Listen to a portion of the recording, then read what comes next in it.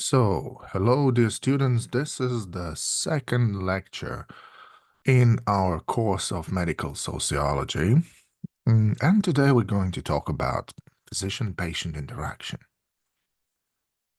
And the leading theorist for us today is Talcott Parsons, who was, well, in fact, the founding father of medical sociology. His theory was very influential through the 50s and 60s. And his book, The Social Process, was greatly anticipated.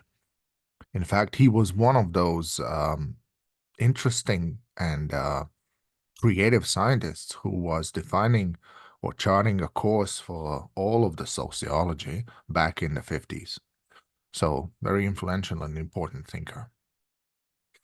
Now, he provided the conceptual basis for the social model of disease, and that is his greatest achievement here, because what he did, he provided a counterpoint for the medical model of disease. Now, what that medical model is, we will discuss in the next lecture, because then we're going to talk about models of health and illness, conceptual models. For a moment, it's sufficient to say that he just provided a much-needed alternative to understanding illness as a also social phenomena, or as his critique and, in certain sense, follower Elliot Freidson says, his work was recognized as penetrating an apt analysis of sickness from a distinctly sociological point of view. Parsons, of course, didn't come out of nowhere. His work, as a saying goes, stands on the shoulders of two giants. One of them that you see above is none other but Émile Durkheim, a classical sociologist who talked about moral authority. And you will see how that idea of moral authority then gets transformed and integrated in the idea of physician's image, physician's role. And then Max Weber, who talked about ideal type, which is a social model for the behavior of patient and physician. And this is one of the reasons why we have to say that in beforehand, because Parsons' model is often criticized for being not a depiction of real physician-patient relationship, but rather some kind of concept of how this relationship should be, and that reality is vastly different from it. I think he knew it. I think his idea was that he understands that he's kind of trying to paint the universalizable model of how this should be, somewhat idealistic. So yes, so that's why this ideal type approach. Um, and he sometimes is getting unjustly criticized for not being realistic enough by Freidson, by the way, also. But you may say this was his style of argument. So let's see how does that proceed. And he also tried to employ the study of professions by using the medical profession as the model of professions based on expertise and service to the people. And now this expertise and service to the people is a very interesting phenomenon in 21st century, where the role of the expert is far less influential, or even you may say the contrary. It's very important, but it's quite contradictory that the experts are now under much more scrutiny and judgment than they used to be. So, this is the cover of his book, which is entitled The Social System, the major exposition of the author's conceptual scheme for the analysis of the dynamics of the social system. And it presupposes that illness should be seen as a social phenomena rather than a physical entity or property of individuals. Illness incapacitates the effective performance of social roles, is the basic idea. In that sense, illness is kind of a natural state of the human body. Of course, this is a presumption that health is a natural state, therefore unhealth is unnatural state and must be alleviated as soon as possible. Health is also a social commodity, As commodity, it is an essential resource, and this essential resource means that we need it both for individual use, for individual achievement and development, and for smooth running of society. So to be healthy is to be able to perform one's social function. And the picture is kind of expressing that every human who participates in the social process is just one of the cogs in the big machine that runs, that society is, that kind of must run smoothly. Illness is a threat to social order and functioning of that society. And that makes sense a lot if you think about it, that if there is a certain exceeding proportion of people that are sick, unable to perform their social functions, society really does start to experience difficulties. And one of those difficulties is very much related to the old age, because old age is usually related to also chronic illness and health problems. So the more you have, the bigger proportion is of the aging population, the less functional society may become in future.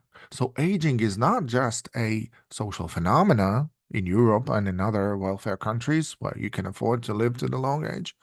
It might become also a social problem. And that is why the age for retirement for the patient and pensions is being raised constantly, because government no longer can accommodate for that many elderly people who just want to live on their pensions, on their age pensions. So it's an economic problem. It's a problem for healthcare and so on and so on. So there you see the logic of it, that healthy people are needed for healthy functioning society. And that's there we talk about addictions, there we talk about other abnormalities and so on. So society cannot tolerate too many dysfunctional people, that otherwise it breaks down. Illness as deviance. Now, Parsons operates from this kind of rather weird position when he says that there is certain motivatedness to become ill. That is, and if you when he has to explain this, he says that, well, people may not even know that they're motivated to become ill, that accidents and degenerative and infectious diseases for which it's very hard to blame the person. I mean, it mostly happens as an accident. He nevertheless says that it might be a conscious or unconscious inclination to expose oneself to the risk of disease or the risk of becoming ill. Here, he is kind of supporting this psychological idea that people's behavior is not always motivated to their best best outcomes. Sometimes people may wish destructive consequences. So, wish to become ill is not as absurd as it sounds. For one more reason, it is that sick role legitimates such deviance. In other words, being sick, and I use that in quotes, of course, is kind of a vacation. When you're sick, you're not capable of performing your social role, and that is what makes sick role also, in certain sense, attractive. Because not only you're excused from your duties, but you get certain benefits out of it. You get your personal time, you get, if you are insured and so on, you get also financial support. So sick role is not only negative, it has its positive aspects, which might be quite lucrative if you look at it from this standpoint. Now, few words about the style of the sociological argument. Parsons' concept is formulated as clear and straightforward statements on four basic propositions. And it does describe the respective social roles, the sick role and the physician role, and the outline of the normative pattern for behavior of the sick role is linked to utilizing the help of the medical professional. So they kind of depend on each other, they sort of supplement each other. Now let's take a look at what it is. So here you see on the left four defining features of the sick role. Right of exemptions from formal social roles. That's the niche where you hide when you're sick. Right of exemption from blame for ill health. surprisingly enough, even after he said that people may want to become sick to enjoy well, those beneficial things that are attributed to the sick role, even though he says people are responsible for that, but they're exempt from the blame for ill health. Okay. And then they have two obligations: obligation to get well as soon as possible, and obligation to see competent and professional help and to cooperate with the medical professional. That cooperation is crucial. Physician role is mirroring the sick role. It's the right to gain the patient's trust. It's the right to gain access to patient's body. It's obligation to apply the highest level of professional competence, and its obligation to be guided by the patient's best interest rather than by personal gain. Okay, this is the sick role, physician role in its purest. No commentary, just what it is. However, of course, there's plenty of commentary and criticism. So, first of all, it's evident that Parsons thought that asymmetrical relationship between the expert and non-experts is both inevitable and beneficial. In this relationship, you have asymmetry. It's asymmetrical. And it is based on this idea, as you can see here, quite a sarcastic picture, that trust me, I'm a doctor. And just to counterbalance this, I'm using here Howard Mason's book, uh, which just explains how blind trust in doctors can actually be deadly. But there is certain professional prestige, and physician has the medical expertise, has the years of training, and has the social legitimation as the ultimate authority on health matters. However, of course, this doesn't cancel the need for a patient's critical assessment of whatever physicians say. However, the social setting kind of says, don't question the physician. He knows things, he's right, or she knows things, she's right. Now, there's another second cause for asymmetry is that usually physicians and patients meet in physician's world. It's either the hospital or the medical practice. Less common it is nowadays to have home visitations, but even then, physicians feel more comfortable. They occupy the position of power, and physician is offering his or her services, knowledge, experience, and attitude. In that sense, patient is the one in need and physician is the one who can satisfy that need. And that's another asymmetry, even though it might be just purely psychological, experienced as asymmetry. And patient, by the very fact of seeing a physician, admits their own inability to deal with the situation. So they're in sort of psychologically weaker position. And the third is the situational dependency. It is the patient who has assumed the role of supplicant. Supplicant means the one who asks, the one who begs for help, who pleads for attention. By scheduling an appointment and often waiting past the scheduled time, answering to the physician's questions and allowing an examination of their bodies to occur. So there is situational dependency, situational authority, and professional prestige. Three things that are going on for the physician. Now let's take a look at criticisms of structural functionalism. There's plenty of those, and they're very justified. So, first of all, the very idea of entry into sick role. Entry into sick role is legitimized by the diagnostic procedure. And that procedure allows people to assume the social status of the sick person. And that means access to the resources. However, the entry to the sick role is not just straightforward. It's not like you have the symptoms and then you go to the doctor and you get diagnosed and then get treated. And you get the insurance to cover it and so on and so on. One doubtful aspect here is seriousness of the illness. How serious the dysfunction must be to reach the level of sickness. Second thing, uh, because is common colds big enough reason to go to doctor? Sometimes not, sometimes yes.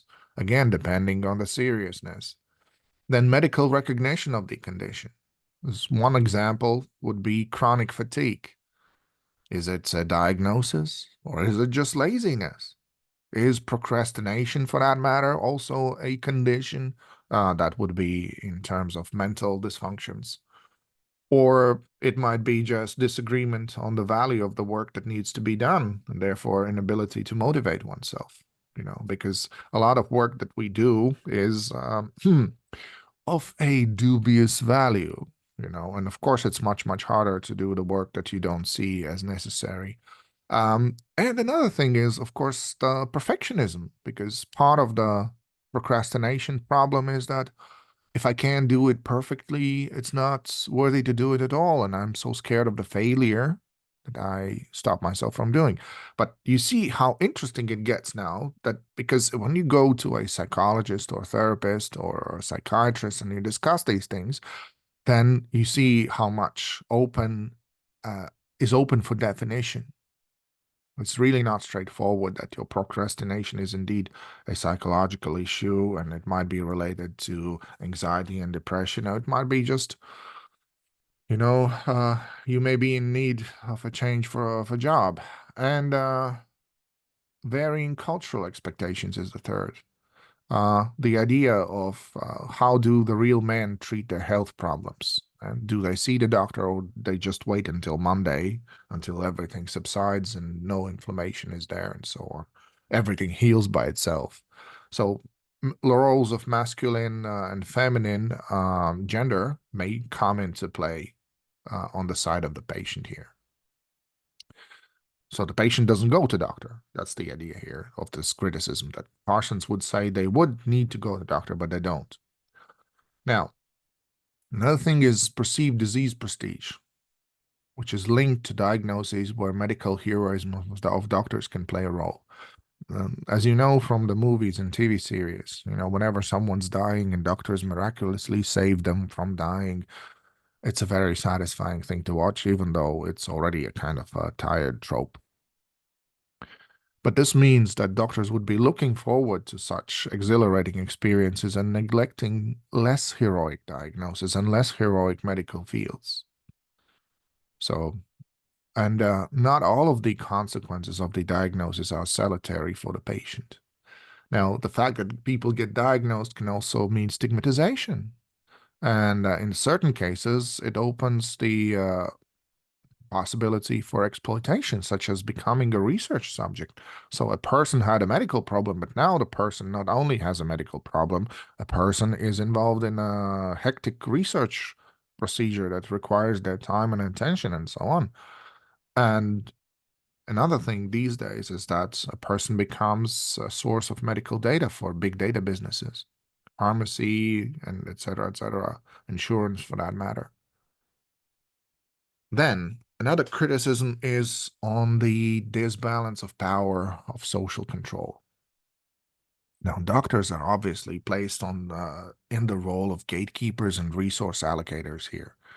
Again, rightfully so. I mean, the medical system is about allocation of resources, or better yet to say that medical system is connecting people who need the resources of it to the actual resources. So it's that middle management part. But that part has the aspects of power.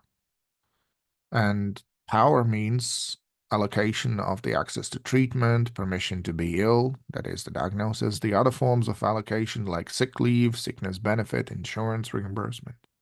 And the patient is placed now in the role of a vulnerable person and seeking official verification. So now, not only they have a medical problem, they need to get through the medical bureaucracy to enjoy the actual sick role. And there are many, many very moving examples of people not being able to get that, such as they have some back pain that is really difficult to diagnose and tests show no problems, but people are having debilitating back pain, that they're not able to stand up and walk, and so on and so on. And when they go to examinations, no results show no dysfunction. And then they are stigmatized as having psychosomatic symptoms that they try to present as somatic symptoms, and so on and so on. And for years and years and years, chronic back pain has been one of the diagnoses that didn't get enough recognition. And people were suffering, and they needed that sick roll, and they needed that insurance money, but they didn't get it because medical tests didn't show anything. So, and the aim of healthcare system is to provide a mechanism whereby most individuals can return to effective performance of their social roles. That's the ideology behind Parsonian thinking. And it can be traced back to this political, religious, and medical control that was all united into this image of a shaman or medicine man or woman, a healer. And in modern societies, debates still continue about whether individual uh, who behave in this or that way, are they really sick or they're just morally faulty? And in that sense, doctors still have this authority to define or to be the lawmakers in terms of how do we perceive some individuals in the society. And in that sense, it is very easy to get um, carried away by one sense and feeling of the authority that may not even be based on objective medical views, but that would be just based on extrapolation of the seemingly objective approach that every doctor is supposed to have. No, doctors are humans. They have their own prejudices. They have their own misconceptions. To treat them as the combination of medical expertise, moral authority, and legal authority is dangerous. It's too much power into one hand, in one hand. And that power, of course, when it's too much, it gets easily abused. Next criticism. Illness is not morally neutral. It is a value-based judgment of character. And in case of some diagnoses, the patient is blamed for becoming ill, literally blamed. And, you know, here's the example of for obesity, which usually is related to a person's lifestyle choices. And once again, it's not incorrect to link obesity to lifestyle choices. What is incorrect is to allocate all the responsibility on the behalf of the individual, because lifestyle choices depend not just on choices, but also on chances or circumstances, or what is known in sociology as social determinants of health. And to blame just the individual means to miss out on all the other determinants of health. So that's a simple mistake. Again, it's just seeing half of the situation and not seeing the other half. Then some illnesses are stigmatized, such as HIV and AIDS. They used to be linked to sexual orientation, and they in late 80s they used such incorrect term as gay plague, for instance, to describe HIV and AIDS because they thought it only affects the homosexuals, and it turned out no, it does affect everybody. And of course that horrible misnaming died with it. But in medical sociology, we have literature showing us how this prejudice did shape also the process of diagnosis. That if the doctors knew that the person is homosexual, they were most likely to interpret test results as positive. And if there would be kind of heterosexual married people, at least they pretended to be, for whatever reason, they were diagnosed as not having AIDS. And if that was a misdiagnosis, then you can imagine the consequences. And mental health problems, addictions, STDs are sometimes just stigmatized, not even with the patients, also with the field of medicine. Sometimes psychiatrists are getting stigmatized for dealing with people with mental illnesses. This is a kind of weird area of medicine where uh, something wrong with those doctors who choose to treat mental patients. It used to be the case a couple of decades ago. I experienced it myself when I was talking to PhD students, and some of them who represented psychiatry said that we often experience this weird attitude from our colleagues from the other branches of medicine, that they think there's something weird about us, that we're involved in this. Happily, this hasn't come up also in several decades, but again, please notice that the whole branches of medicine may be stigmatized, this by proxy stigma, because you're dealing with such group of patients.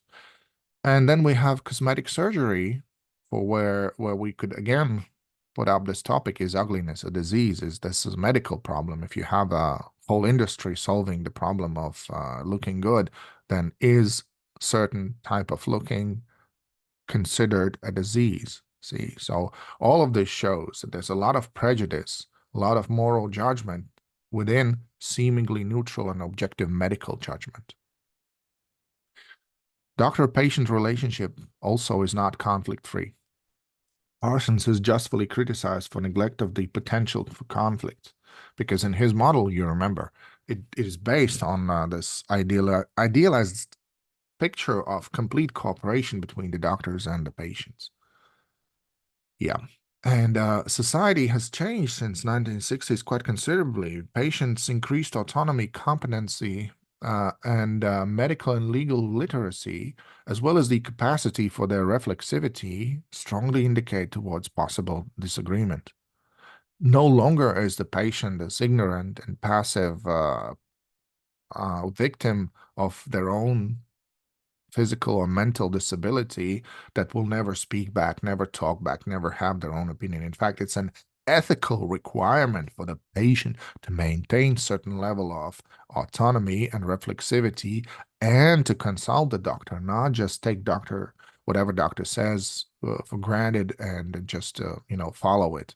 Also as a way for actually quite serious protection of doctors, because the patients have to assume that responsibility. Some of it they have to assume on themselves. It can't be just doctors' business to achieve best possible results of the medical cooperation towards the healing of the patient.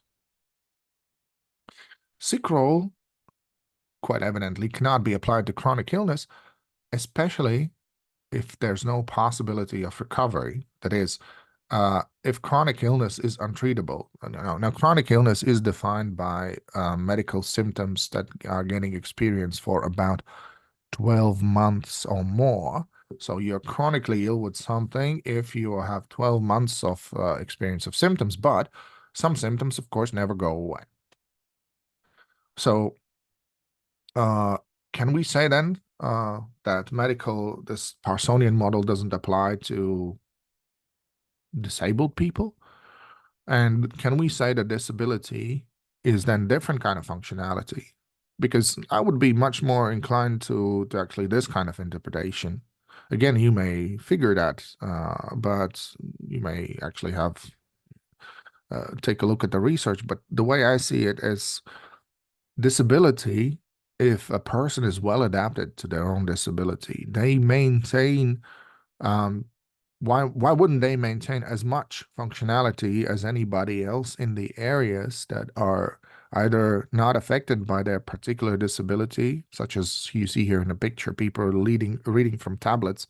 The capacity to walk without an aid is not affected, does not affect capacity to read. You see, or they adapt, and society adapts and constructs the ways of how this functional disability may be alleviated by social means, such as ramps, lifts, and whatever aid we need to integrate the disabled people in the community of otherwise able. Finally, chronic illness may be regarded as one of the subtype of the sick role, and this is said by Kassenbaum and Boyman in 1965. Those are the two authors who went on to explore and apply Parsonian model to the chronic illness. So in some sense, they were kind of tried to supplement the theory with necessary means to accommodate this part as well. And they say that chronic illness is not distributed randomly in population. They say that it depends on ethnicity, gender, socioeconomic status, and clinical diagnosis. This will become then a recurring theme in all of medical sociology. These are so-called demographic criteria. And that there are dimensions of chronic illness, such as dependency, reciprocity, role performance, and denial. Now, what are those? Here's the picture that does give you an explanation. It's from their 1965 article, Dimensions of the Sick Role in Chronic Illness, and those are dependents. The problem is that the person becomes a burden, and they actually deserve more consideration than they usually get. And most sick people are kind of difficult to handle. And that cooperation, that dependence on the others is one of the important dimensions. Reciprocity. People normally realize that it's not the patient's fault that he's ill. Again, if there's no stigma and if there's no blaming, then they do realize that. And in general, people make allowances for the fact that sick person isn't able to carry out his normal social responsibilities. And third factor is role performance. The people have right to, for exemption of the normal social roles. And the only solution for getting through the illness is the rest, or it's kind of it's a bad idea not to use the time of the sick role to get better, to get rest, to get back to one's resources. And finally, denial. Uh, Sometimes people act sick just to get the sympathy. Most sickness is due to careless and wrong living habits. And that is, again, that's not the assumption of the sick person. That's just one way of how to look at it. And how fast a sick person gets well is due to more of his or her own efforts than to any other particular medicine he's taking. So you see here that the dependent, reciprocal, the perform and don't perform roles, but then they may be denied the benefits of the sick role. And they conclude this with the statement that most people do not understand the problems a sick person has in his or her life. So yeah. Okay, moving on. Now, a historically adequate account of normative expectations about health in the middle of 20th century is what Parsons has presented us with. You see, in 1950s, if you remember that 1950s are sort of, especially in the United States, and Parsons is American, the world of 1950s is some sort of idealistic, retro-futuristic world where everything is just moving upwards. United States have successfully escaped Second World War. They've thrived during this period that has actually been quite devastating in Europe for the most of the Europe. And America is that wonderland. And the doctors and patients are part of that wonderful image. And for that reason, there's the overall positivity of Parsonian approach. He celebrates the doctor's role. It's an eulogy to the medical profession, literally saving lives and making things better. And it is medico-centric because, again, the idea is that most people are not adequate to make judgments about medicine, and doctor is the expert. And we can, of course, question this. We can ask, how true is this original concept of sick role? Because if patients are described as compliant, passive, and grateful to the saviors, and doctors are represented as universally beneficial, competent, and altruistic, like saints in the white coats, then it's an apparent misconception. Patients are far less helpless than it's portrayed, and doctors are far more complicated and controversial than these two-dimensional images. Also, part of the problem is that Parsons didn't perform his own empirical tests on this theory. So just to give you a little hint on what I mean is that these are the ads from 1950s, and maybe some of them are earlier, but definitely they do reflect the atmosphere of the era. Here you can see More doctors smoke Camels than any other cigarette. Then doctor happily smiling with a cigarette in his hand, saying, "Just what the doctor ordered. Viceroys, filter the smoke." This is introduction of the cigarette filters. As your dentist would recommend Viceroys to filter cigarettes. Your teeth are not as brown as they would normally be from smoking. Then doctors giving lights to the patients or seeming patients. And then, there's this condition, Camel cigarettes are getting advertised, and the little girl saying, "I'm gonna grow 100 years old." Of course, because cigarettes are so healthy for you.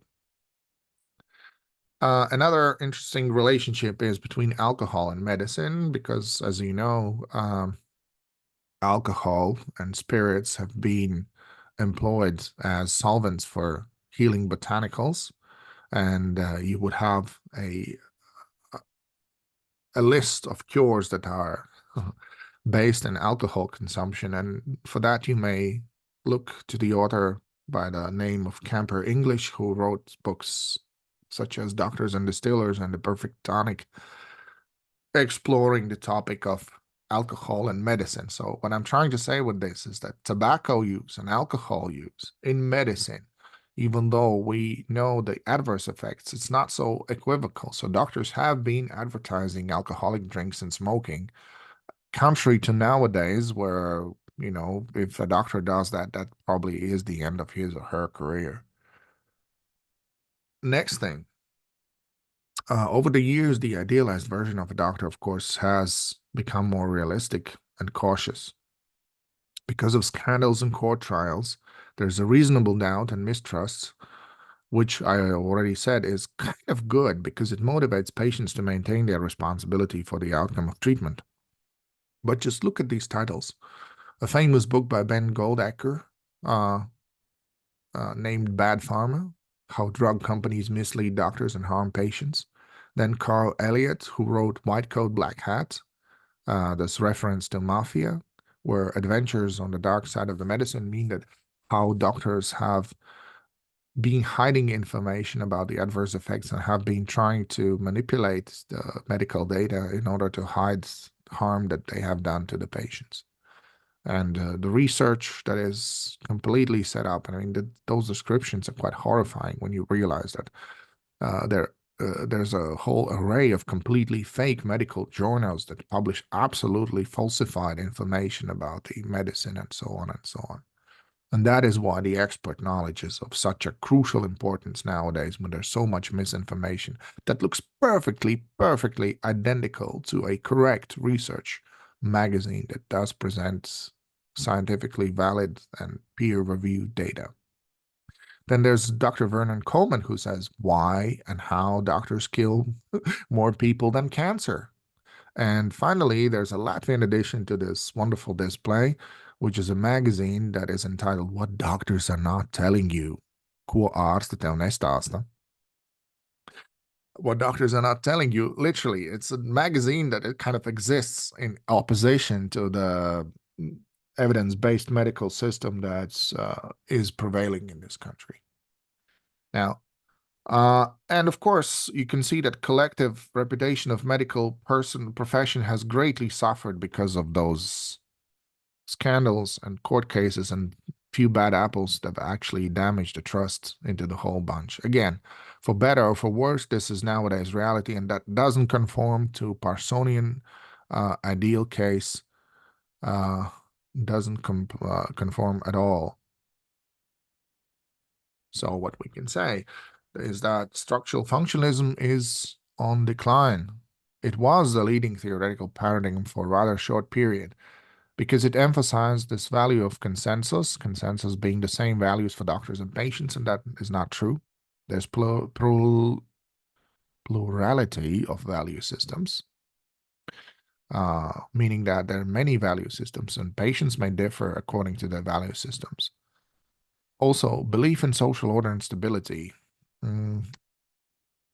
We Structural functionalism is not very good at explaining radical social change if it devotes so much attention to the stability of social order and maintaining the existing structures.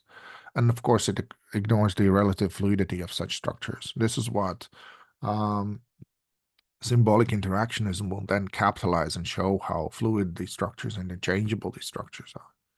And then it looks only at the functional processes at the macro level and doesn't account the meso and the micro level events. Yes. However, we can then talk about the legacy that Parsons has left us. And as you can see, the legacy is pretty much alive and doing well. There are books published on the meaning of Parsonian work for modern contemporary sociology, critical assessments of his theories.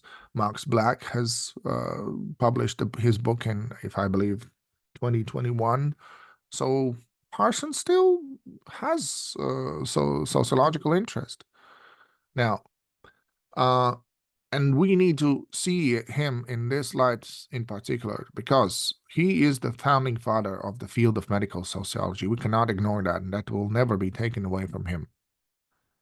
So these works remain important for the field of sociology. Even the fact that their significant critique doesn't lessen the importance of these ideas. Actually, ironically, it might be quite on the contrary, because Parsons is so sort of, it is, it, it's not that complicated to criticize Parsons. He may inspire people to start paying attention to medical sociology. So you can build a decent career out of saying that, okay, Parsons was wrong about this, wrong about that. See what I can do better. So kind of starting points of your own research, your own ideas. Plus, this kind of criticism has helped to originate two very important theories for medical sociology, which one of which is conflict theory, and the other one is symbolic interactionism. So criticizing Parsons is a valuable thing to do. Also, as Parsons argued, disease is a type of deviance, but then, as Freudson argues, and Elliot Freudson is one of those followers of Parsons who is building his ideas upon criticism of Parsons. So there's that dynamic going on. And he says that physicians' professional task is to draw the line between the normal and abnormal situation and then designate who is entitled to enter the sick role. But by the very performance of this function of the drawing the line, physicians manufacture the possibility for acting sick. So this whole logic of medicine is that we manufacture a certain idea about illness. And as an example of this, Freudson uses Thomas Scheff and his famous research on mentally ill and the labeling theory that Thomas Scheff has actually been an author of. And that's a study of mental illness, which demonstrates that an appropriate etiological theory of mental illness would start and conclude with patient's definition of the situation. Physician's definition of the situation. Sorry, I made a mistake. I'm kind of wanting to advocate for the patient's rights and patient's autonomy. But this just shows that whether a person acts in a deviant way depends on how other people react to it. And other people in this case are the doctors. So the doctor's reaction to my behavior becomes my diagnosis. Very subjective, one might say. Very powerful position that the doctor has as the line between the good and the evil. So for Freudson, however, Parsons' theory is not sociological enough. He says that distinction between disease and illness helps to identify in his typology sociological types of illness according to the imputed legitimacy and seriousness of the condition. For instance, epilepsy may be a serious deviation and stigmatized condition, but cold, in contrast, may be a minor deviation, which is conditionally legitimate. So diseases are not equal in that. Stigmatized ones are more problematic and more difficult to experience. And this appeared to provide a platform for an alternative, a more sociological approach to illness and health, which eclipsed the Parsonian paradigm and This description is taken from Willis's article, Talcott Parsons, His Legacy and the Sociology of Health of an Illness, from the Collier's collection of articles, which is Palgrave Handbook of Social Theory in Health, Illness, and Medicine. And of course, this is one of those editions which doesn't get really that old, because this all those the sociological classics are getting discussed pretty much the same way, regardless of the other advances. Now, Parsons' conceptual language is still used today. Here you can see a few examples. One of them is how illness becomes an identity. So the sick role becomes a sick identity. And this is Melissa Dorta, a psychiatrist, uh, talking about young adults who are not able to grow up, not she calls a failure to lounge. And then we have, more on a curious side, How to Be Sick, a Buddhist-inspired guide for the chronically ill and the caregivers. So, yeah. So Parsons has influenced the Buddhist-inspired people. Structural functionalism demonstrated how macro-level social processes, structures, norms, and values that are external to individuals serve to integrate those very individuals in society and direct their behavior. And in that sense, again, he's right. He shows how the big things that happen, like recessions and economic crises and maybe wars and political crises, do impact individuals' health and decision making. Parsons did create a field of medical sociology by locating the dynamics of health and disease at the center of the fabric of society. So, as I said in the beginning, he did not only create a field of medical sociology. Again, create is maybe a strong word. He just created the first theory of medical sociology. That's more correct. But following, of course, Durkheim and Weber, who, of course, wrote something on health as well. There was, you cannot write sociology if you avoid topic of health altogether. So of course there was a research done in medical sociology, but the field of it, because for the field you need a certain theoretical basis, you need some major theories that are advancing that field, that are valid for that field. So those theories in the field of medical sociology would then become the defining paradigms of the sociology itself. And that's how Parsons was both medical sociologist and sociologist at the same time, and that's why his theory kind of makes an imprint in both ways. So his view was that health and illness could be understood as a social process, and when that happens is that when you look at illness and health as something that occurs over time, then its social nature becomes understandable. How during the social change and interaction, so observing social forces, social patterns, and social determinants taking an effect on person's behavior, then you can see how it all works out. Plus, you can see what happens during, before, and after encounter with a health professional, which is that sick role and doctor's role, this interaction between those two. And Parsons' groundbreaking work provides the basis for research agenda for understanding how illness mediates social relations, and that this traditional model of sick role can be said to be a good point of departure for any further investigation of the social determinants of health. And I do suggest you to go to WHO's website and see such topics like social determinants of health. Here's the link. And here is the picture showing the most important aspects of social determinants of health, such as education, healthcare access and quality, neighborhood and built environment, and economic stability. I would add political stability these days, social and community context, civic participation, incarceration, discrimination, etc., etc.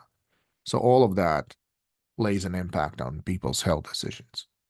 Now, sociologists of health and illness generally, as it is demonstrated by the vast number of textbooks, just show the stock in trade of health sociology. And the stock in trade is literally what you will also use day in and day out in our seminars and lectures, that there are standard criteria for social variation, known also as demographic criteria. So whenever we talk about demographics, we talk about socioeconomic class. That means levels of income and education, because those are the two defining features of the class. Then marital status and sexual orientation, then gender, ethnicity, area of residence, employment, and so on. There's no limited list of the demographic criteria. These are just basic ones, about 10 of them, 8 to 10 of them.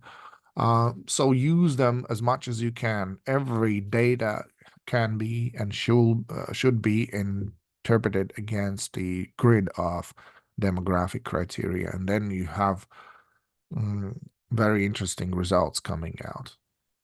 And then there's this issue of cross-sectionality as well, but we'll get to that later in other lectures.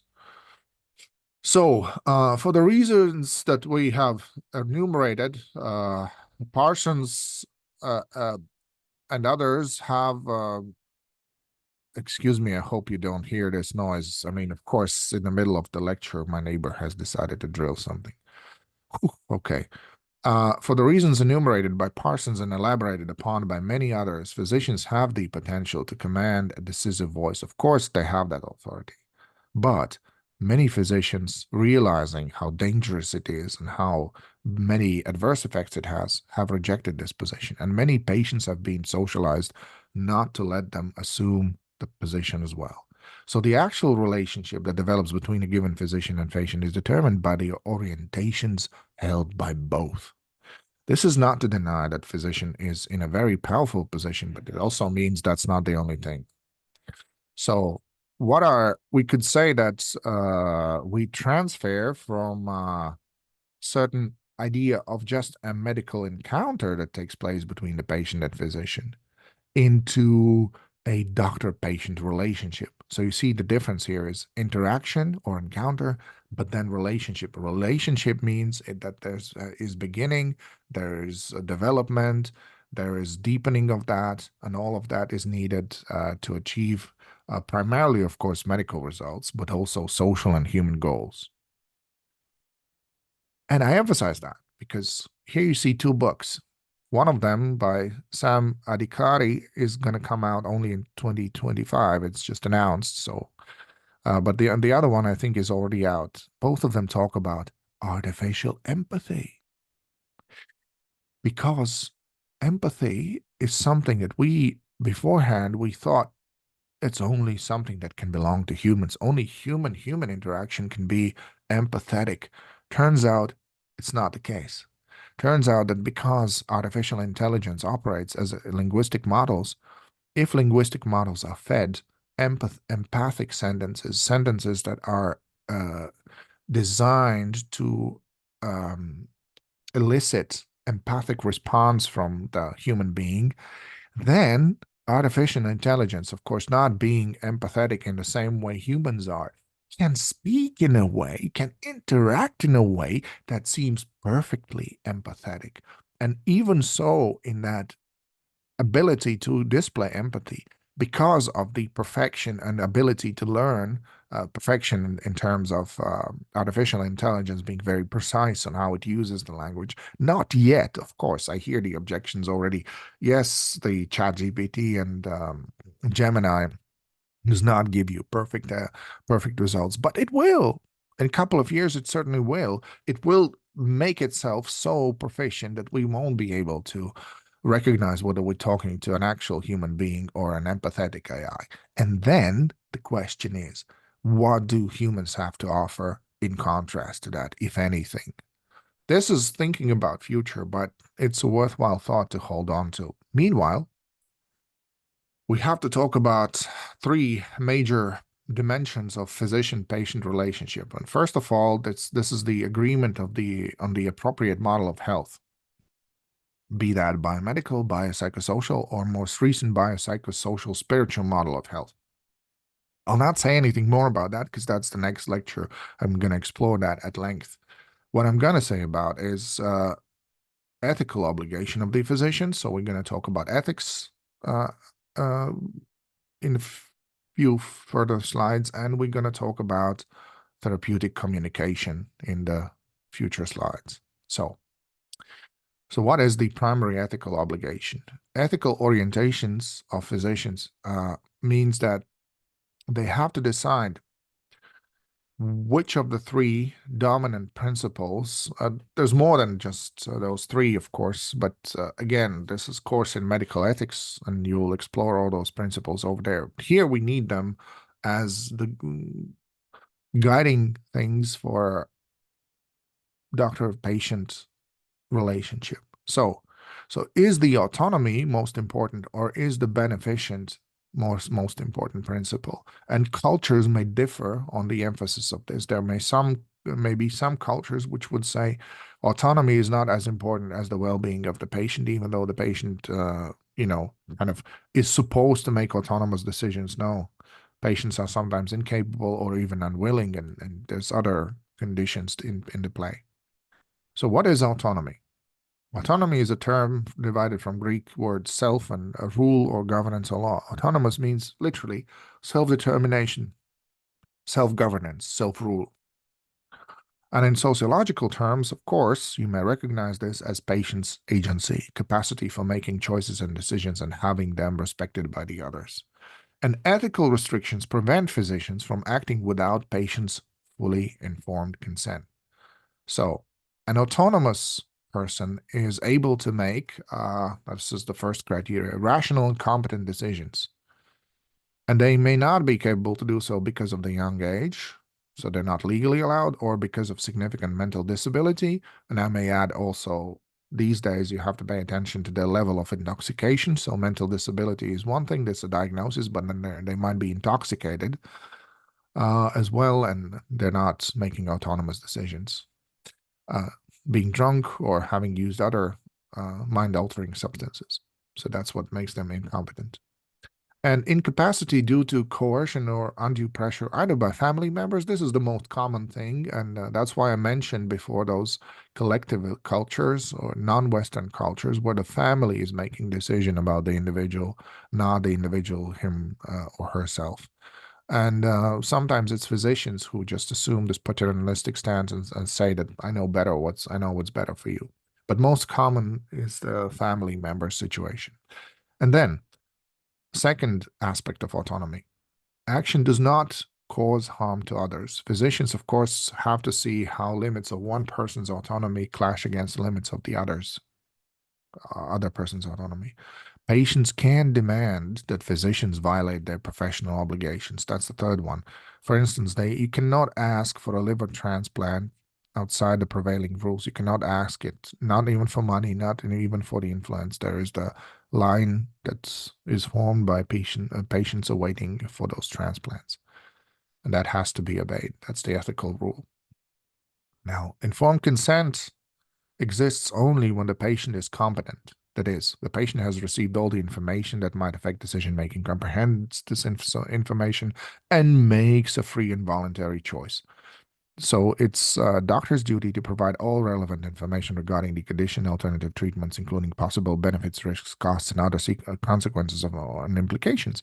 And for surgery or other invasive procedures or procedures with any significant risk, patients typically sign an informed consent form. For the other procedures, it is okay if the patient simply states, I agree with this. I am fine with that. And that is, those procedures are consented orally, not written as a document. But of course, doctors are maybe these days asking for more written consents just to be on a safe side, because then it's easier to prove that there was this informed consent. Then there's principle of beneficence, and that literally means doing good. Beneficiare, that is beneficere, doing good for the patient, being on his side.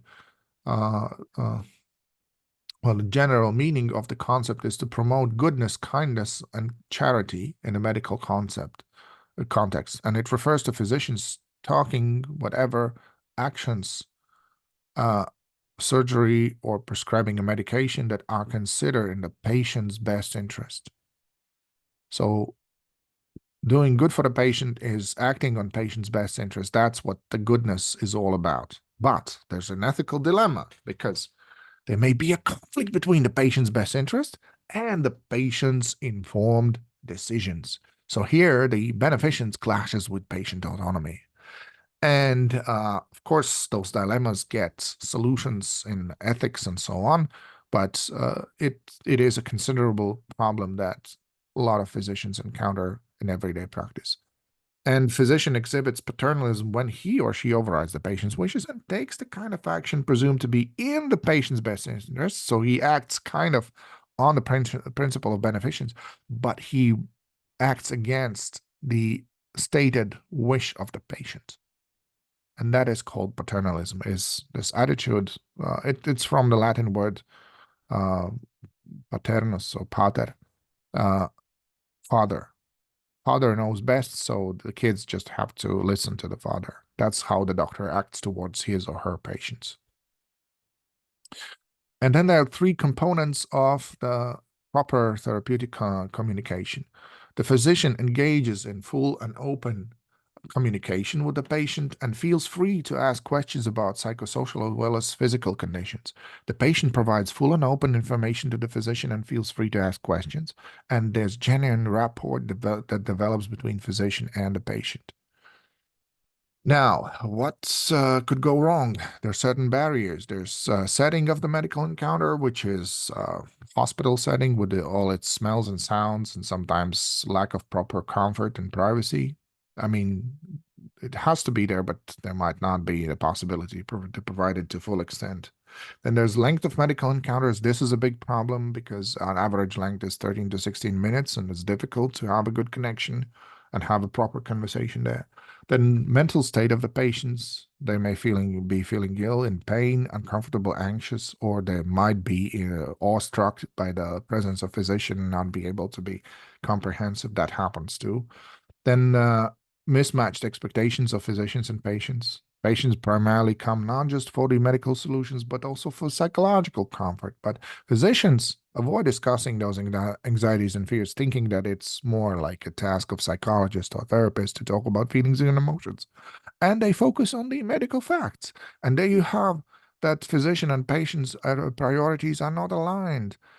Yes, they're mostly aligned. The research shows that 69% of the time they are, but there's 12% of cases where they are not aligned at all.